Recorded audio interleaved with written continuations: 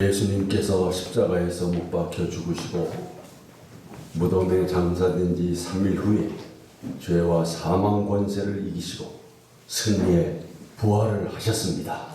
아멘. 할렐루야.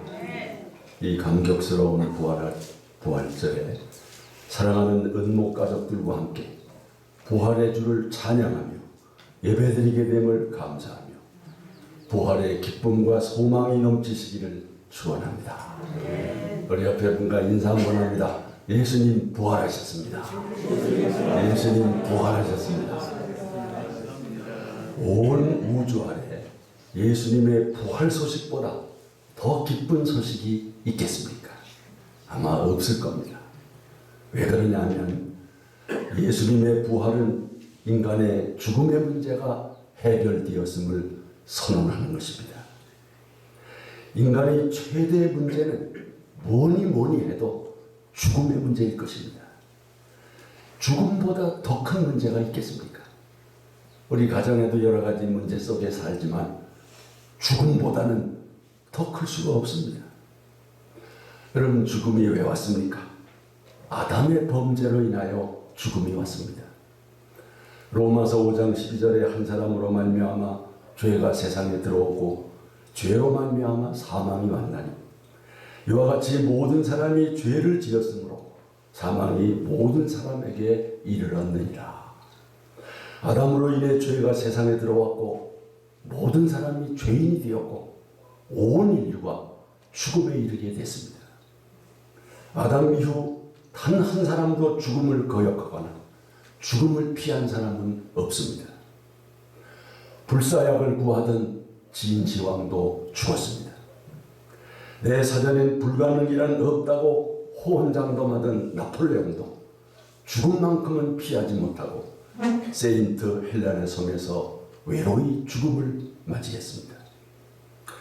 사람들은 모두 죽음의 공포 아래 살고 있습니다. 죽음이 왕노릇하는 세상을 살고 있습니다. 우리는 하루에도 수많은 사람들의 죽음 소식을 듣습니다. 그런데도 사람들은 애써 죽음을 생각하지 않고 외면하려고 합니다. 그 죽음이 나와는 상관없는 것처럼 지나칩니다. 그렇다고 죽음이 안 옵니까? 미국의 작가 미치 앨범이라고 하는 사람이 말하기를 모두들 죽게 된다는 것은 알고 있지만 자기가 죽는다고 믿는 사람은 없다. 사람들은 죽음을 괴물처럼 생각하고 마주하기를 꺼려합니다. 죽음에 대해서 말을 꺼내면 대부분이 죽으면 그만이지 뭐. 달리 도리가 없잖아. 먹고 살기도 바쁜데 죽음을 신경 쓸 겨를이 있어야지. 냉소적인 반응을 보입니다. 그러다가 어느 날 갑자기 준비 없는 죽음을 맞게 되는 것입니다. 그럼 죽음은 끝입니까? 하나님 말씀입니다. 사람이 한 번 죽는 것은 정해진 운명이지만 죽음 후에는 심판이 있습니다. 그러면 어쩌면 좋습니까?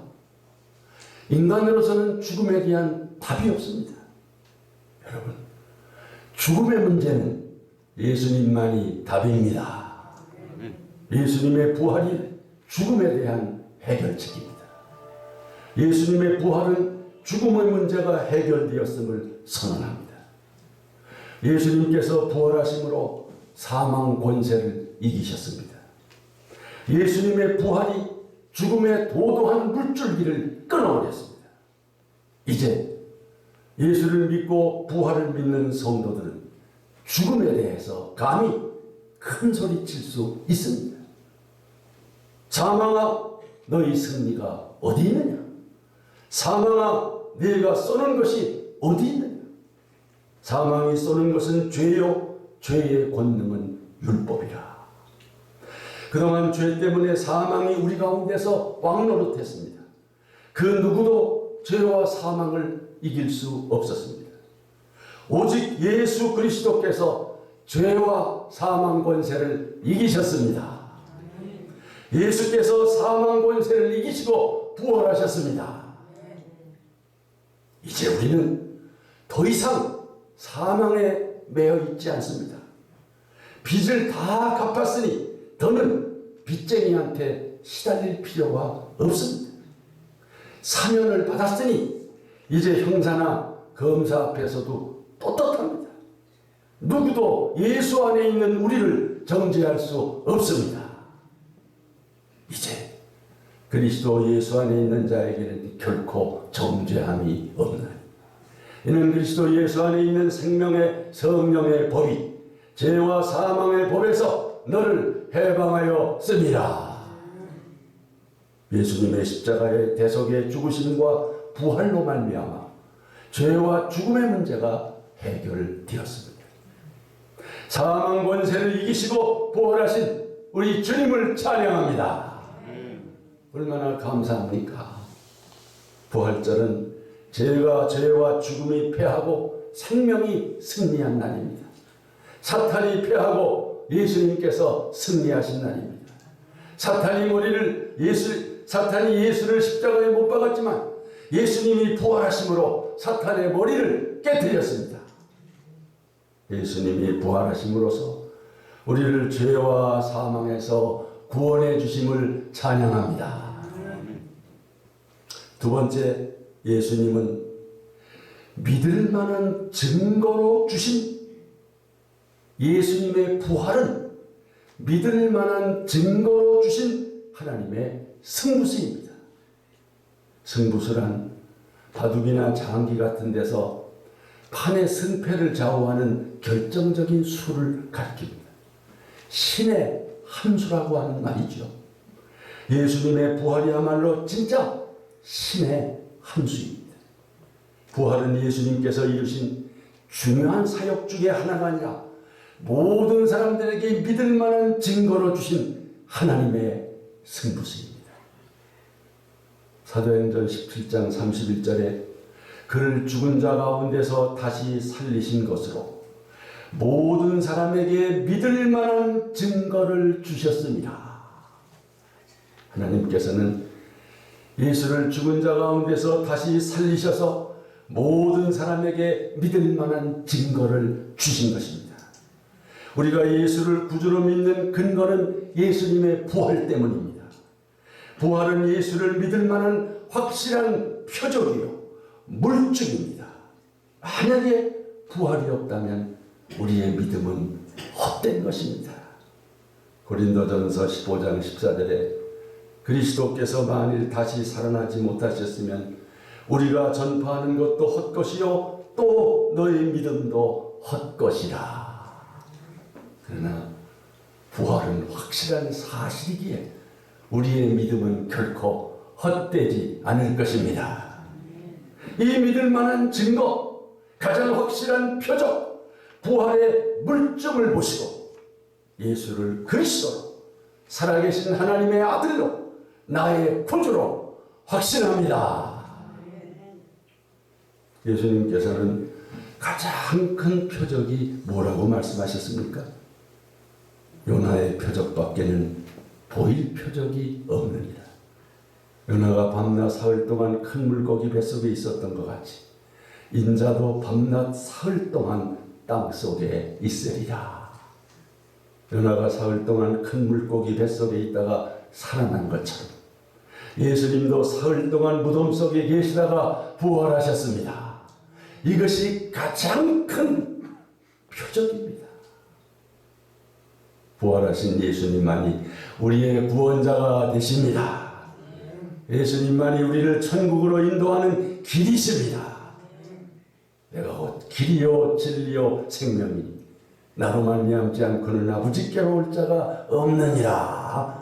예수님 말씀입니다. 우리를 구원하실 분은 예수님밖에 없습니다. 세상에 자칭 구원자라 하는 자들이 많습니다.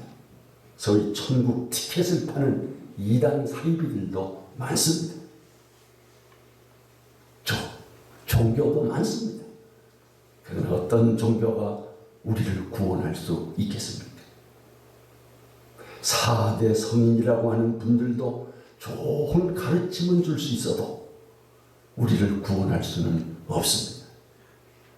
그들은 죄와 죽음의 문제를 해결하지를 못했습니다. 그들 역시 죄 때문에 죽어 지금 무덤 가운데 있습니다.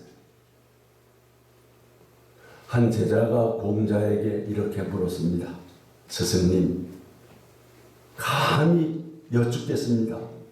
죽는다는 것이 무엇입니까? 이때 공자가 대답하기를 미지생 언지사라. 삶의 도리를 모르는데 어찌 죽음을 안단 말이냐. 이 세상 일도 모르는데 죽음 넘어 일은 더 모른다. 참 공자의 아주 솔직한 대답이지요. 석가모니에 이런 일화가 있습니다. 한 여인이 죽은 아기를 안고 급히 석가모니를 찾아갔습니다. 슬픔에 젖은 여인이 혹시 사랑하는 자식을 살릴 수 있을까 하는 소망에서였습니다. 그때 석가모니는 여인에게 이렇게 말했습니다. 동네에 가서 죽은 식구가 없는 집을 찾아 그곳에서 겨자씨 한 움큼만 가져오라. 그리하면 살려주리라. 여인은 기쁜 마음으로 동네에 가서 죽은 사람이 없는 집을 열심히 찾았으나 그런 집은 한 집도 없었습니다. 부모도 죽고 남편도 죽고 자식도 죽고 오히려 산 사람보다 죽은 사람들이 더 많았습니다.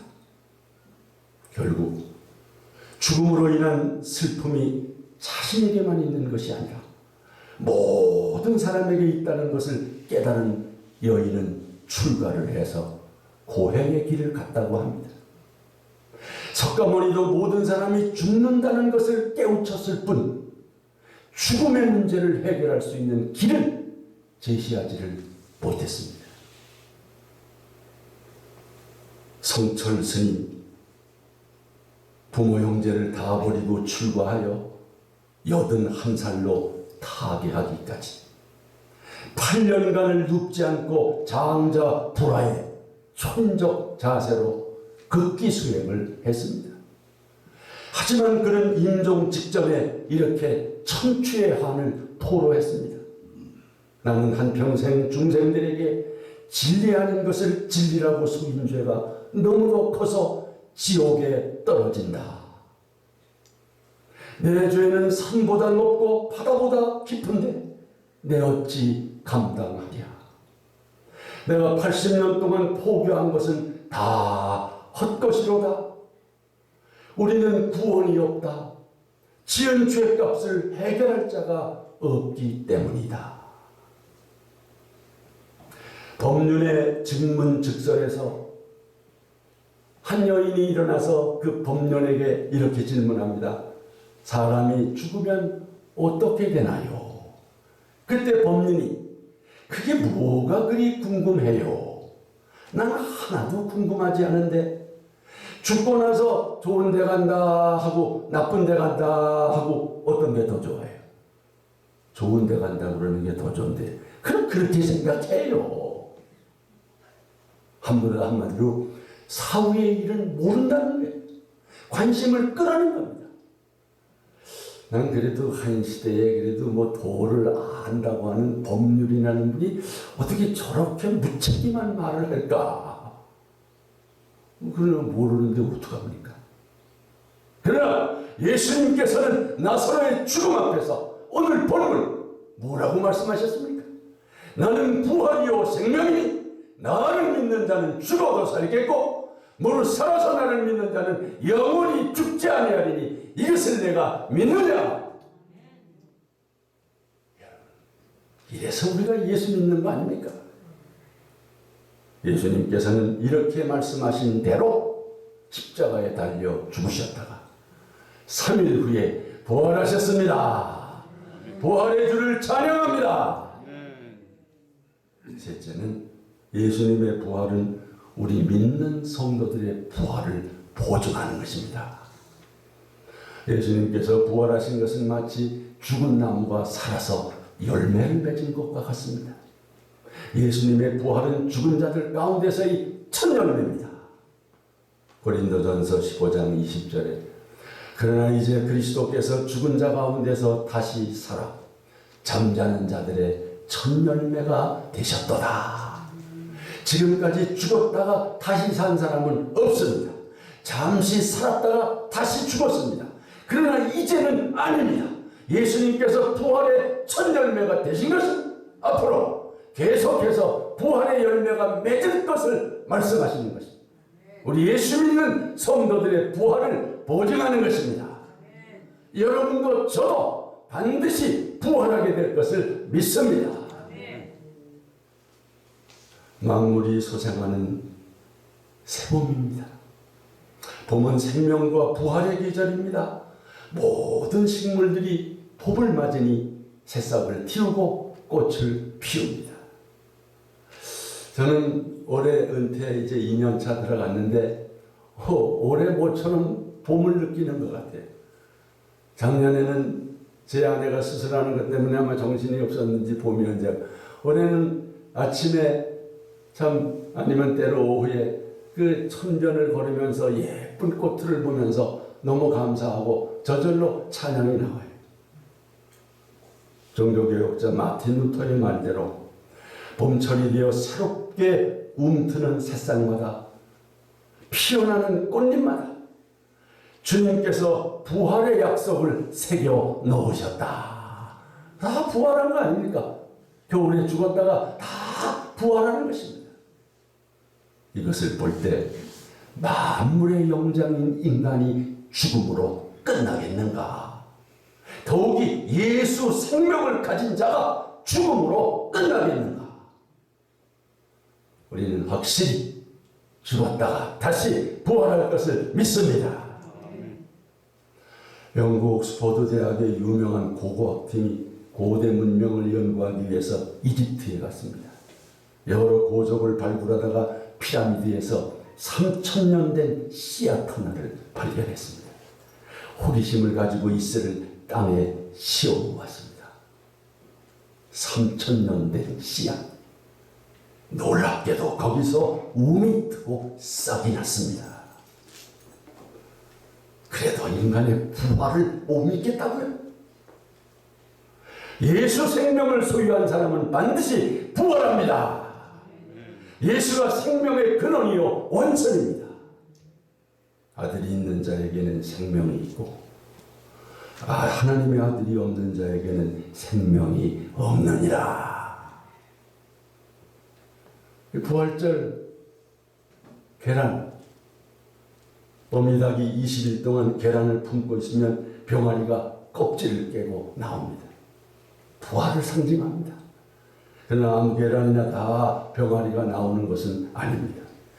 소위 유정나는 병아리가 나오지만 무정나는 병아리가 나오지 않고 썩어버립니다. 예수를 믿고 영접해서 예수 생명이 있는 사람은 유정난 신자입니다. 예수 믿지 않는 사람은 무정난입니다. 예수 생명을 가진 유정난 신자는 반드시 부활합니다. 우리 예수님 재림하실 때 부활합니다. 씨앗이 땅에 떨어져 죽지만 새싹이 돋아나듯이 사람도 죽지만 반드시 부활할 것입니다. 어떤 목사님이 호기심 많은 어린 아들을 데리고 시골길을 걷고 있었습니다. 이때 논두렁에 콩을 씹는 것을 보고 아들이 묻습니다. 아빠, 저거 뭐 하는 거예요? 콩을 씹는 거란다. 아빠, 저건 또 뭐예요? 그건 고추를 심고 있네. 한참 지나 공동묘지 옆을 지나는데 마침 장사를 지내고 있었습니다. 아들이, 아빠, 저건 또 뭐예요? 저건 죽은 사람을 땅에 묻는 거란다. 그때 아들은 잠시 무엇을 생각하는가 싶더니 저건 사람을 씹는 거네요. 이때 목사님의 내리에 섬광처럼 번뜩이는 것이 있었습니다. 그렇구나. 믿지 않는 사람은 땅에 묻히는 거지만 믿는 사람은 땅에 심기는 것이구나. 성경적인 깨달음이 왔습니다. 고린도전서 15장 부활장의 말씀이죠. 죽는 자의 부활도 그와 같으니 썩을 것으로 심고 썩지 아니할 것으로 다시 살아나며 욕된 것으로 심고 영광스러운 것으로 다시 살아나며 약한 것으로 심고 강한 것으로 다시 살아나며 육의 몸으로 심고 신령한 몸으로 다시 살아나나니 육의 몸이 있은즉 또 영의 몸도 있느니라. 그렇습니다.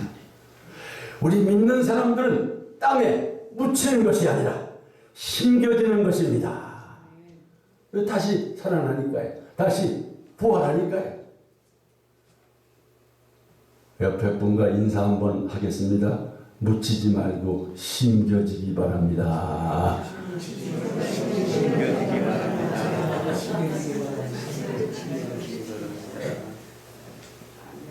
예수님의 부활이 우리의 부활을 보증하고 부활의 소망을 주고 있습니다. 그러면 어떤 모습으로 부활할까? 고린도전서 15장 부활장에 보니까 자세히 나와 있더라고요. 부활의 몸은 가장 아름답고 찬란하고 영광스러운 모습입니다. 마치 식물에 있어서 뿌려진 씨와 식물의 형태가 전혀 다른 것과 같습니다. 수박씨를 보면 수박이 상상되지 않습니다. 너무 다른 거니까. 마찬가지로 이 육체가 죽어서 전혀 다른 어떤 부활의 몸으로 부활할지 자세히는 알 수가 없어요. 마치 모든 생물의 형체가 각각 다르듯이 부활의 형체도 전혀 다른 모습일 것입니다. 가령 사람의 육체, 짐승의 육체, 새의 육체, 물고기 육체가 다 다릅니다. 형형색색의 금붕어의 아름다움을 상상해 보십시오. 하늘에 속한 형체도 있고 땅에 속한 형체도 있습니다. 또 해의 영광, 달의 영광, 별의 영광도 각각 다릅니다. 이와 같은 모든 형체에 비해서 부활의 모습은 가장 찬란하고 가장 영광스러운 모습이 될 것입니다. 천사보다 더 아름다운 모습이 될 것입니다. 사실은 이 육신은 욕된 것입니다. 죄 지을 가능성이 있고요. 수치와 부끄러움을 당할 수 있습니다. 그러나 몸의 부활의 몸은 인간의 연약성으로부터 완전히 자유한 몸입니다. 부활의 몸은 죄와 허물과 상관이 없는 몸입니다. 범죄 이전의 모습이요, 하나님의 형상을 완전히 회복한 모습이요, 예수님과 같은 수준이 될 것입니다. 요한일서 3장 2절, 사랑하는 자들아, 우리가 지금은 하나님의 자녀라. 장래에 어떻게 될지는 아직 나타나지 아니하였으나 그가 나타나시면, 예수님 재림하시면 우리가 그와 같을 줄을 아는 것은, 예수님 부활의 때에는 얼굴이 잘나고 그런 거 없어요. 키가 작고 크고 그런 거 없어요. 장애의 고통도 전혀 없습니다. 그냥 우리가 다 앓고 있는 무슨 신경통이니 관절염이니 디스크니 그런 거 없습니다. 완전한 몸이 될 것입니다. 가장 아름답고 찬란하고 영광스러운 몸으로 부활하게 될 것입니다.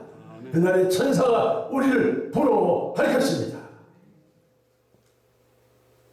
그런 신령한 몸으로 다시 살게 하시려고 죽음의 과정이 있는 것입니다. 헌 옷을 벗어야 새 옷을 입지요.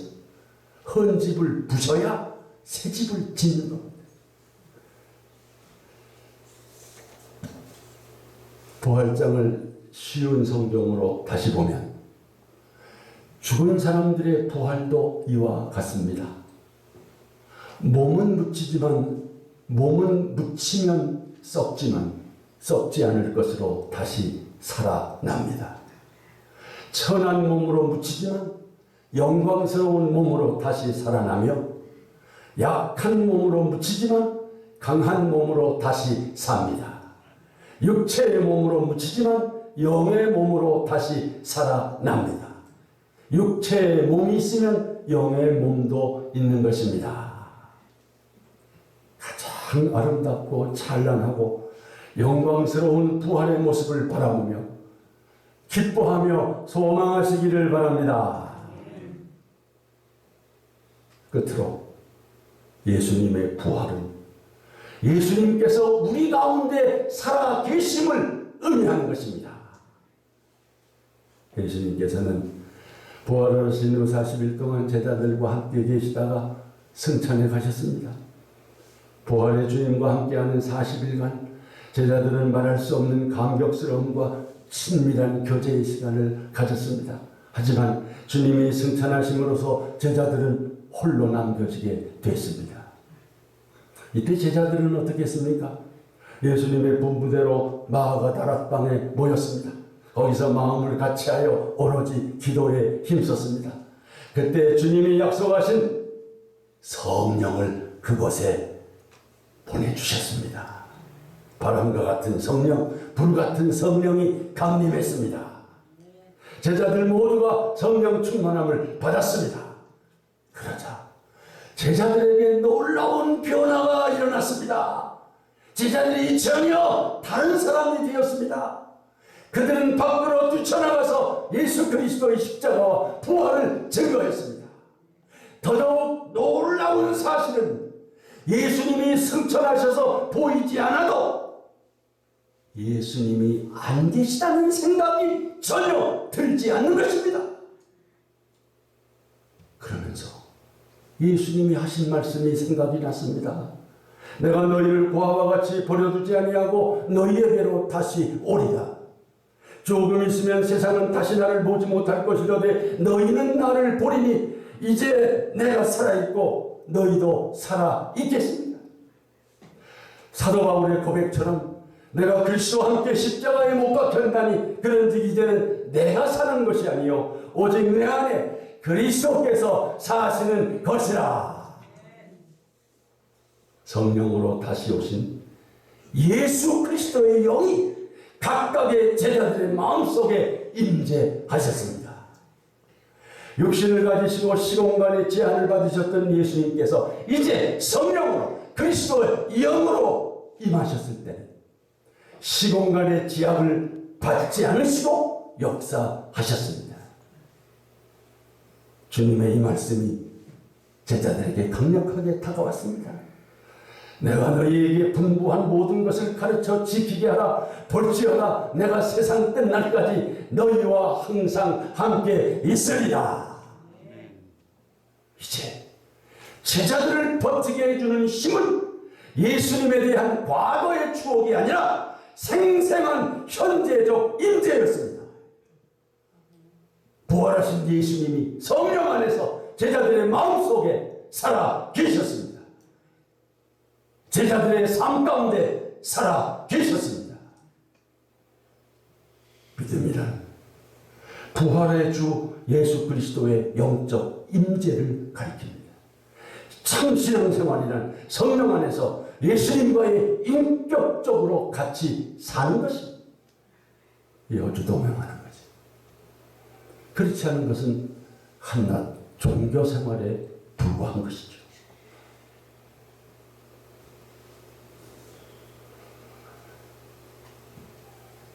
여러분 가운데도 부활하신 예수님이 살아 계신가요? 아멘. 그러면 놀라운 일이 일어납니다. 부활하신 그리스도의 영이 제자들과 함께할 때 놀라운 일이 일어났습니다. 사도행전의 역사를 만들었습니다. 베드로가 미문 앞에 앉은 뱅이를 향해서 명령했던 말, 은과 금은 내게 없거니와 내게 있는 이것을 내게 주노니. 나사렛 예수 그리스도의 이름으로 일어나 걸어라. 내게 있는 거가 뭡니까?